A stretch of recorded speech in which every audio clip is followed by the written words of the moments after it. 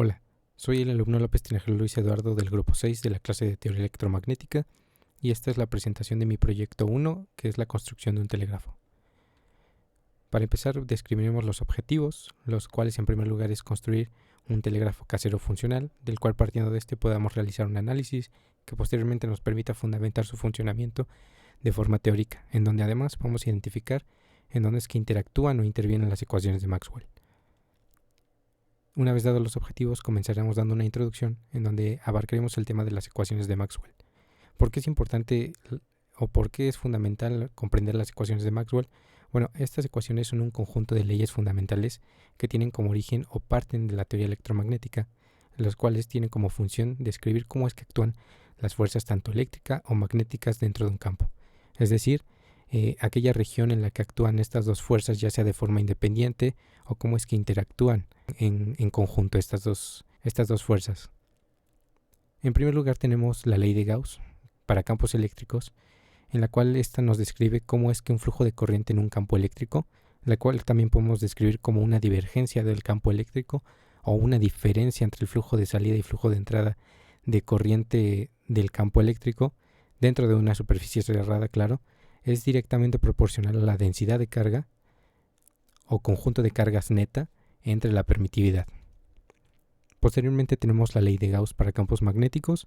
En esta se nos describe que un flujo magnético en un campo magnético o la divergencia en un campo magnético dentro de una superficie cerrada es igual a cero. Esto viene de la definición de lo que es un imán, en donde en un imán comúnmente tenemos dos polos, un polo norte y un polo sur, en donde comúnmente el flujo magnético en ambos polos es igual. Entonces, al ser igual, esto define un equilibrio y es por eso que el campo magnético es igual a cero. Posteriormente tenemos la ley de Faraday del electromagnetismo. En esta ley ya intervienen las dos fuerzas, tanto eléctrica como magnética, y en donde se nos describe que un flujo eléctrico que es generado por una tensión inducida en un campo eléctrico, también dentro de una superficie cerrada, va a ser directamente proporcional a la variación del campo magnético en el tiempo. Es decir, que si varía nuestro flujo de corriente en el campo eléctrico, también veremos una variación en el campo magnético respecto del tiempo, o viceversa. Si cambia el campo magnético en respecto del tiempo, el campo eléctrico verá o sufrirá un cambio. Posteriormente, y como última ley, tenemos la ley de Ampère, en la cual esta se nos describe que el flujo magnético en un campo magnético dentro de una superficie cerrada igualmente será proporcional a la corriente o suma de corrientes por la permeabilidad del medio. Una vez definido esto, vamos a comenzar con el desarrollo de nuestra práctica. Esta práctica está dividida en 4 partes. La primera parte se centra en lo que es la elaboración de nuestro circuito o la base de lo que va a ser nuestro telégrafo. Este circuito tiene que ser abierto.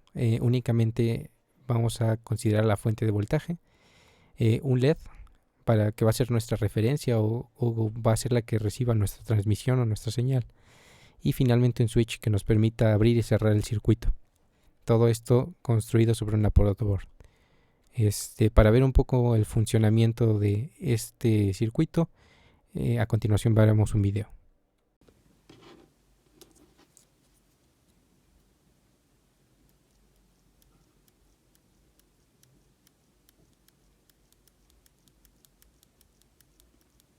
Bueno, una vez visto el funcionamiento de nuestro circuito, vamos a explicarlo un poco de una forma más gráfica.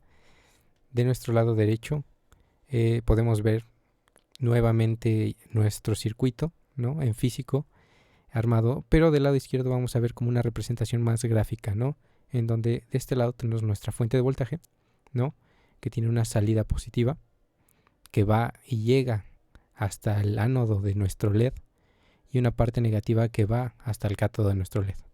Pero si nos fijamos muy bien, por la parte positiva de nuestra fuente de voltaje, nos encontramos que tenemos una pequeña abertura, ¿no? Eso nos indica que el circuito está abierto, pero dejará de estarlo si el switch se activa, ¿no? Es decir, que si vemos aquí de este lado, que en este caso nuestro switch que fue elaborado con una pinza, en los extremos tiene cable enrollado, ¿no?, el cual al juntar estos extremos lo que genera es que esta parte de aquí se cierre y permita el paso del flujo eléctrico que llega hasta el ánodo de nuestro LED y sale por el cátodo, de esta forma cerrando el circuito. Una vez visto esto, ¿qué ecuación o qué ley interviene dentro de nuestro circuito? Pues bueno, retomando nuevamente nuestro esquema anterior, podemos ver, en este caso, viendo como si nuestro circuito ya estuviera cerrado, como si nuestro switch ya estuviera pulsado o unido. Y justamente es aquí donde podemos ver la ley de Gauss, ¿no? La ley de Gauss nos dice que siempre que haya un flujo de corriente en un circuito cerrado, esto va a ser directamente proporcional a las cargas o el conjunto de cargas que pasan por una superficie, ¿no? En este caso la superficie por la cual pasan pues son los cables.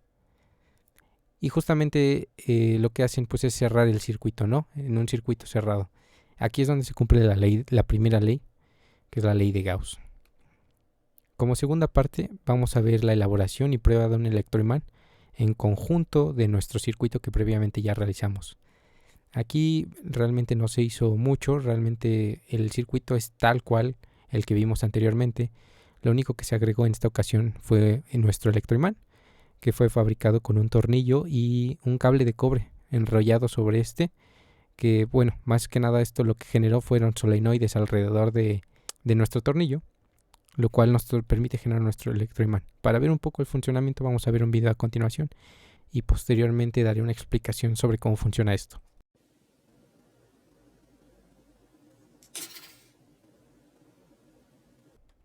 Bueno, una vez visto el video, ¿qué ecuación o qué ley interviene? Antes de explicar qué ecuación o qué ley interviene, hay que explicar por qué se genera un electroimán, ¿no? En este caso imaginemos que nuestro tubo es nuestro tornillo y estos círculos que ven alrededor son el cable de cobre enrollado, ¿no? Cuando hay una corriente eléctrica que parte de o que sale de un voltaje, siempre que hay una corriente eléctrica o un flujo de corriente, esto de ley va a generar siempre un campo magnético. Un campo magnético que va a generar en cada uno de los espirales del solenoide, ¿no? Entonces, al generar un campo magnético en cada uno de ellos, lo que va a hacer es que también al estar cerca o aproximado entre cada uno de ellos, cada uno de sus campos se va a ir sumando, generando así como resultante un campo magnético más fuerte, lo que genera nuestro electroimán. Por lo tanto, ¿qué ley interviene aquí? Pues aquí interviene la ley de Ampère del electromagnetismo, la cual nos dice que cuando tenemos un campo magnético, esto va a ser igual a la corriente o la densidad de corriente que multiplica a nuestra permeabilidad. Posteriormente, una vez visto eso, vamos a pasar a la tercera parte, en la cual pues tenemos como objetivo elaborar un altavoz que permita hacer audible las ondas generadas por un electroimán. Es decir, aquí ya estaríamos completando lo que vendría siendo nuestro telégrafo.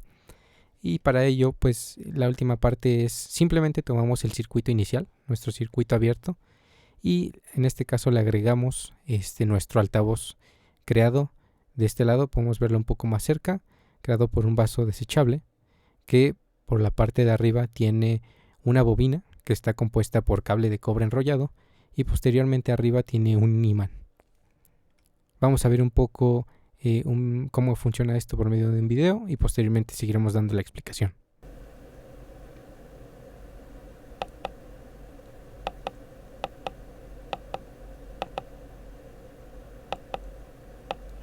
Una vez visto el video vamos a explicar un poco qué ecuación o qué ley interviene aquí. Y para explicarlo vamos a ver la representación que tenemos de este lado, del lado izquierdo, en donde tenemos una fuente de voltaje, ¿no? Tenemos nuestra salida positiva y nuestra salida negativa, ¿no? Que llegan hacia en este caso nuestra bobina, ¿no? Nuestro solenoide compuesto por cable de cobre y posteriormente tenemos un imán, ¿no? En la parte de arriba.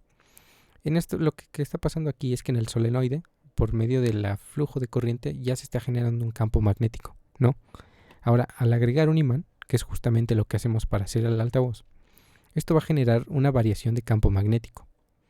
Tal cual es lo que nos dice o lo que se presenta en la ley de Faraday del electromagnetismo, en donde nos dice que si tenemos un campo magnético variable en el tiempo, esto va a afectar directamente a nuestro campo eléctrico. Y como cuarta parte y última, lo que se buscó fue hacer funcionar nuestro circuito que teníamos usando esta vez un Arduino.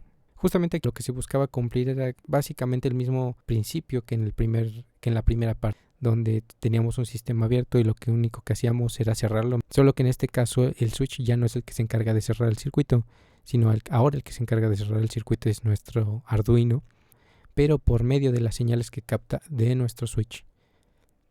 Ahora, para ver el funcionamiento de esto, pues veremos posteriormente un video.